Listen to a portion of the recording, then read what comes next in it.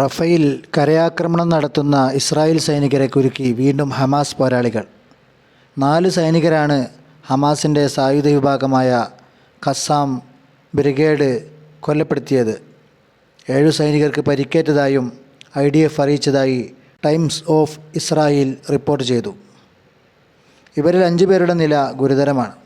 തെക്കൻ ഗസയിലെ റഫേൽ 3 നില കെട്ടിടത്തിൽ കയറിയ കമ്പനി കമാൻഡർ അടക്കമുള്ള സൈനികരെയാണ് ഖസ്സാം ബ്രിഗേഡ് തകർത്തെറിഞ്ഞത്. ഇവർ കയറിയതിന് പിന്നാലെ കെട്ടിടം പൊട്ടിത്തെറിക്കുകയായിരുന്നു.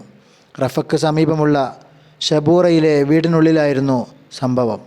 ആദ്യം കെട്ടിടത്തിനകത്തേക്ക് സ്ഫോടക വസ്തു എറിഞ്ഞ് അപകടക്കെണി ഒന്നുമില്ല എന്ന് ഉറപ്പാക്കിയ ശേഷമായിരുന്നു സൈനികർ അകത്തേക്ക് പ്രവേശിച്ചത്.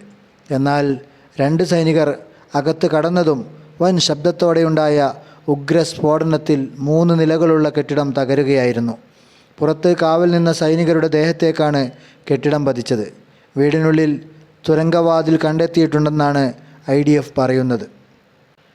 കൊല്ലപ്പെട്ടവരും പരിക്കേറ്റവരും ഗിവാദി ബ്രിഗേഡ് രഹസ്യാന്വേഷണ വിഭാഗത്തിൽ ജോലി ചെയ്യുന്നവരാണ്. സൈനിക കമാൻഡറാണ് ഷെബിൽസ്കി ഷൗലോവ്. ലിക്വിഡ് പാർട്ടി നേതാവും മുൻ പാർലമെൻറ്റ് അംഗവുമായ മോഷെ ഫെയ്ഗ്ലിൻ്റെ ചെറുമകനാണ് ലെവിൻ.